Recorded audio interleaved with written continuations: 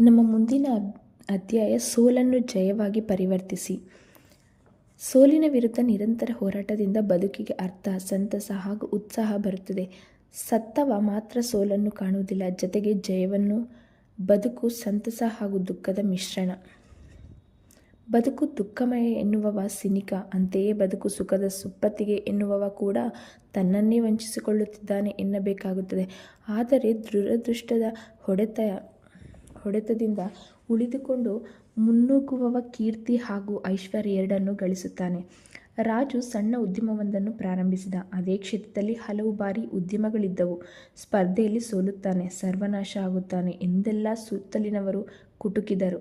ರಾಜು ಇದನ್ನೆಲ್ಲ ತಲೆ ಕೆಡಿಸಿಕೊಳ್ಳಲಿಲ್ಲ. ತನ್ನೆಲ್ಲ ಶ್ರಮ ಬುದ್ಧಿಯನ್ನು ಉದ್ಯಮದಲ್ಲಿ ತೊಡಗಿಸಿದ. 1 ವರ್ಷ 2 ವರ್ಷ ಕಳೆಯಿತು. ಆತನ ಉತ್ಪನ್ನದ ಉತ್ತಮ ಗುಣಮಟ್ಟ, ಸ್ಪರ್ಧಾತ್ಮಕ ಬೆಲೆಯಿಂದಾಗಿ ಆತ ಯಶಸ್ಸು ಸಾಧಿಸಿದ. ಟೀಕಿಸಿದವರೆಲ್ಲ ಬಾಲ ಮುದುರಿಕೊಂಡು ಹೊಗಳಲಾರಂಭಿಸಿದರು. ಹೊಗಳಿಕೆ ಆತನ ತಲೆಗೆ ಹತ್ತಿತು. ಸಣ್ಣ ಪುಟ್ಟವರು ಆತನ ಕಣ್ಣಿಗೆ ಬೀಳುತ್ತಿರಲಿಲ್ಲ. ಆದರೆ ಬದುಕು ಒಂದು ಚಕ್ರದಂತೆ ನಿರಂತರವಾಗಿ ಸುತ್ತುತ್ತಿರುತ್ತದೆ.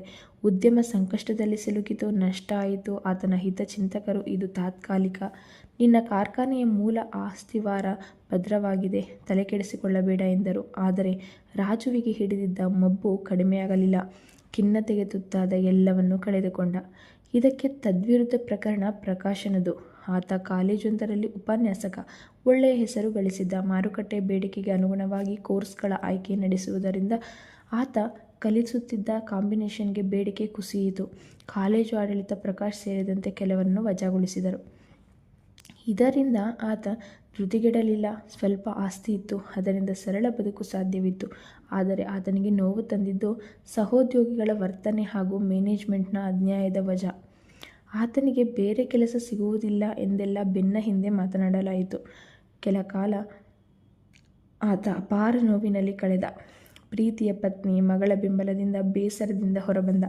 ಬೇರೆ ಕೆಲಸಕ್ಕೆ ಅರ್ಜಿ ಹಾಕಲಾರಂಭಿಸಿದ. ಕೆಲಸವೂ ಸಿಕ್ಕಿತು. ಸಂಬಳ ಮೊದಲಿಗಿಂತ ಕಡಿಮೆಯಾದರೂ ಸಹೋದ್ಯೋಗಿಗಳ ವರ್ತನೆ ಆತನಿಗೆ ಖುಷಿ ತಂದಿತು. ಬದುಕು ಹಳಿಗೆ ಬಂದಿತು. ಕೈಲಾಸ್ಗೆ ಸದಾ ಹಣದ ಗೀಳು. ವ್ಯಾಪಾರದ ಮೂಲಕ ಭಾರೀ ಹಣ ಮಾಡುವುದು ಸಾಧ್ಯ ಎಂಬುದು ಆತನ ನಿಲುವು. ಆದರೆ ಗೆಳೆಯನ ವೈಫಲ್ಯ ಆತನನ್ನು ಧೃತಿಗೆಡಿಸಿತು. ಸೋಲಿನ ಭಯದಿಂದಲೇ ಆತ ಬದುಕಿನ ಮುಖ್ಯ ಹಂತವನ್ನು ವ್ಯರ್ಥ ಮಾಡಿಕೊಂಡ. ಯಶಸ್ಸಿಗೆ ಏಣಿಯನ್ನು ಯಾರೂ ಹಾಕಿಕೊಡುವುದಿಲ್ಲ ಎಂಬುದನ್ನು ಆತ ಅರಿಯಲಿಲ್ಲ. ಬಂಪರ್ ಬೆಳೆ ಬರಬೇಕು ಎಂದುಕೊಳ್ಳುವ ರೈತ ಆತನಿಗೆ ಅಗತ್ಯವಿರುವುದನ್ನು ಮಾಡಬೇಕು. ಕಾಲಕಾಲಕ್ಕೆ ಗೊಬ್ಬರ, ನೀರು, ಕೀಟಬಾಧೆಗೆ ತಡೆಗೆ ಕ್ರಮ ಕೈಗೊಳ್ಳಬೇಕು.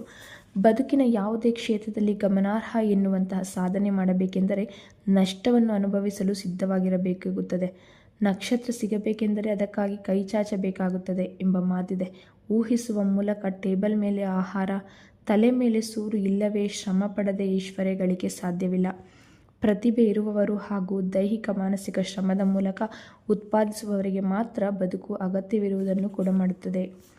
ಇದು ಮಗ್ಗಿ ಪುಸ್ತಕದ ಸೂತ್ರವಲ್ಲ. ಖ್ಯಾತ ಬಾಣಸಿಗ ಕೂಡ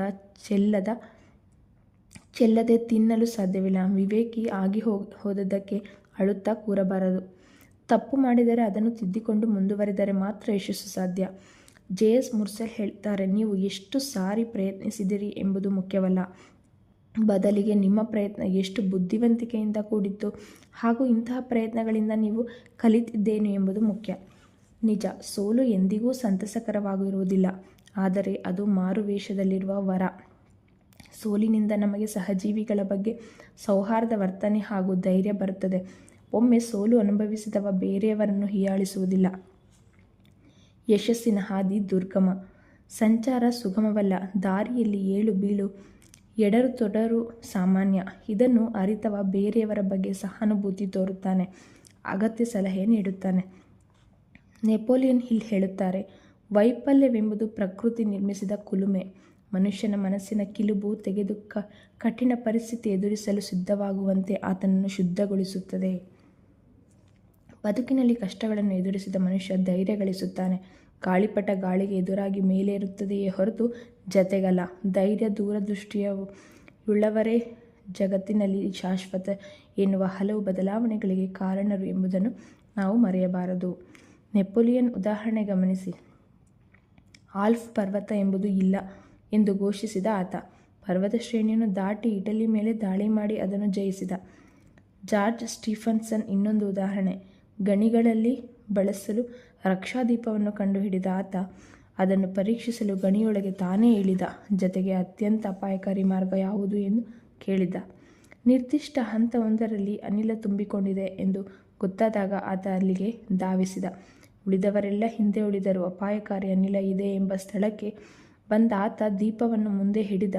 ಮೊದಲಿಗೆ ಜ್ವಾಲೆಯ ತೀವ್ರತೆ ಹೆಚ್ಚಿತು, ಅತ್ತಿತ್ತ ಅಲುಗಾಡಿತು, ನಂತರ ಆರಿಹೋಯಿತು. ಆದರೆ ಸ್ಫೋಟ ಸಂಭವಿಸಲಿಲ್ಲ. ಈ ಮೂಲಕ ಸ್ಫೋಟಕ್ಕೆ ಅವಕಾಶ ಕೊಡದೆ ಗಣಿಗಳಲ್ಲಿ ಬೆಳಕು ಹರಿಸುವ ಕ್ಷೇಮಕರ ವಿಧಾನವೊಂದನ್ನು ಆತ ಕಂಡುಹಿಡಿದ.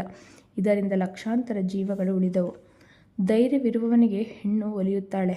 ಯಶಸ್ಸಿನ ವೈರಿಯಾದ ದ್ವೇಷವನ್ನು ಧೈರ್ಯ ಹೊಡೆದೋಡಿಸುತ್ತದೆ. ಯಶಸ್ಸು ಖಾತ್ರಿಯಾಗಬೇಕೆಂದರೆ ನಿಮ್ಮ ಮಾನಸಿಕ ದೈಹಿಕ ಬಲದ ಖಚಿತ ಲೆಕ್ಕಾಚಾರ ನಿಮಗಿರಬೇಕು. ನಿಮ್ಮ ಸಾಮರ್ಥ್ಯವನ್ನು ಮೀರಿದ ಗುರಿ ಇರಿಸಿಕೊಳ್ಳುವುದರಿಂದ ಸೋಲು ಎದುರಾಗುತ್ತದೆ. ಯಶಸ್ವಿಯಾಗಲು ನೀವು ಅತ್ಯುತ್ತಮ ವ್ಯಕ್ತಿ ಆಗಿರಬೇಕೆಂದಿಲ್ಲ.